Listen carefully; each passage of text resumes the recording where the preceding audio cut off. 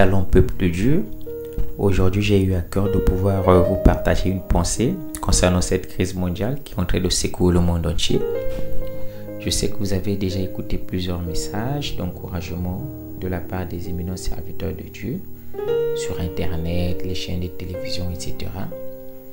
Ce n'est pas un message de plus, mais je voulais juste ajouter une pierre à l'édifice, encourager, fortifier quelqu'un à ne pas se focaliser sur cette pandémie. Le constat fait effectivement chaque jour, c'est que toute la population mondiale est en train de fixer ses regards sur cette pandémie au lieu de les fixer sur Dieu.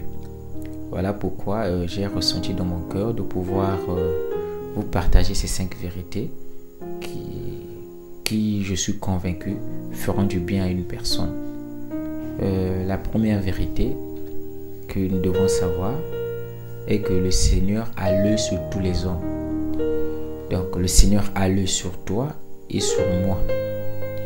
Et nous le voyons lorsque nous lisons la Bible dans Zacharie 9 verset 1. La Bible dit « Oracle, parole de l'Éternel sur le pays de Hadrak, et s'arrête sur Damas, car l'Éternel a l'œil sur les hommes comme sur toutes les tribus d'Israël. » Ça c'est la première vérité. La deuxième vérité est que tous les enfants de Dieu ont été scellés du Saint-Esprit. Et nous le voyons dans Éphésiens 1 verset 13.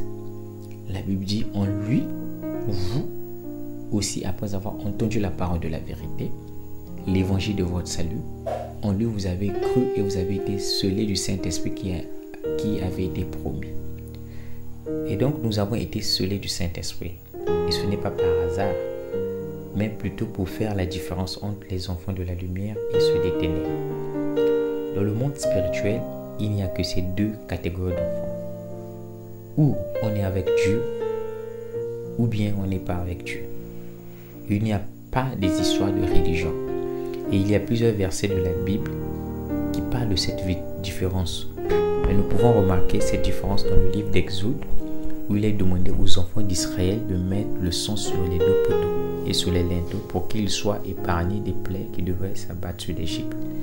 Notons, l'Égypte aujourd'hui symbolise le monde actuel que nous sommes en train de vivre sur le plan spirituel. Et donc, ce sang servait de signe sur les maisons des enfants d'Israël. Et nous le voyons dans Exode 12, verset 13, la Bible dit « Le sang vous servira de signe sur les maisons où vous serez. Je verrai le sang et je passerai par-dessous vous. Et il n'y aura point de plaie qui vous détruise quand je frapperai le pays d'Égypte. » Donc si nous remplaçons l'Égypte par le monde, nous pouvons reformuler ce verset en disant « Il n'y aura point de plaie qui vous détruise quand je frapperai le monde. » Donc, ce verset nous encourage davantage à nous qui avons accepté Jésus-Christ comme son Seigneur et Sauveur personnel de pouvoir garder notre sang-froid, car nous ne serons pas détruits. Parce que lorsque nous avons accepté Christ, nous avons été scellés du sang de l'agneau, comme nous venons de le lire dans Éphésiens 1, verset 13. Maintenant, au cas où vous êtes atteint, gardez courage, ne craignez point.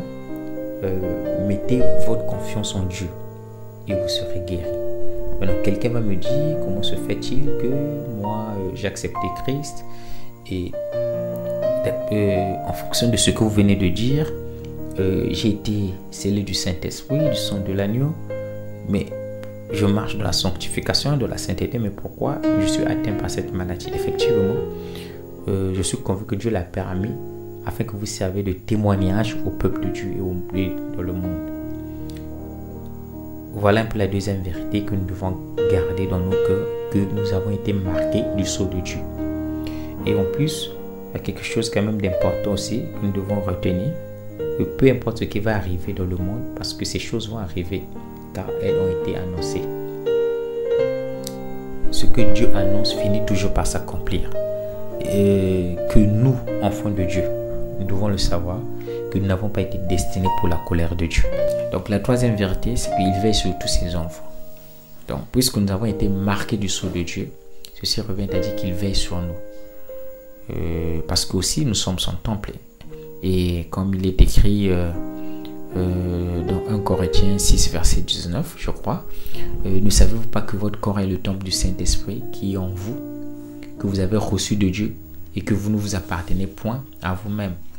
Donc, comme il est écrit dans ce verset, nous ne nous appartenons plus, mais plutôt à Dieu.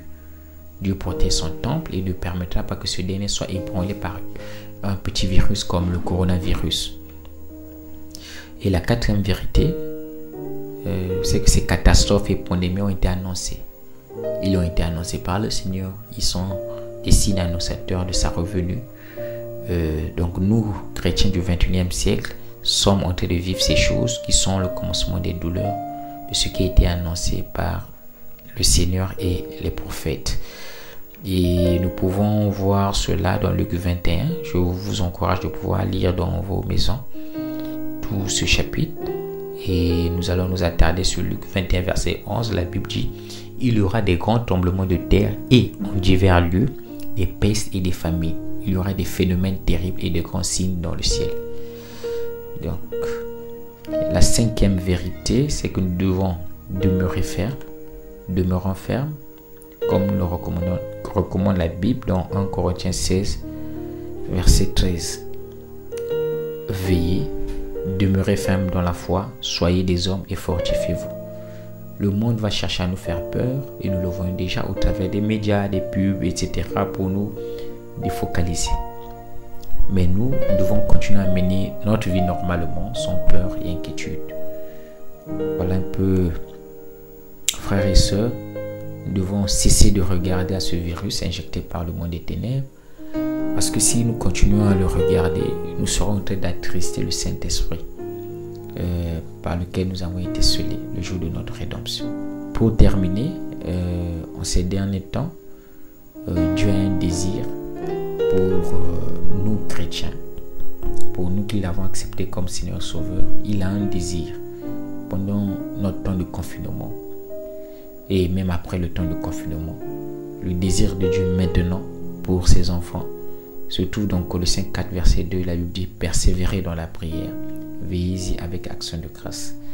Donc Dieu veut nous voir pendant ces temps et dans la suite, que nous puissions vraiment persévérer dans la prière et action de grâce. Voilà un peu ce que, comme je l'ai dit au début, ce que j'ai eu à cœur, que je tenais à vous partager. Et que le nom du Seigneur soit béni.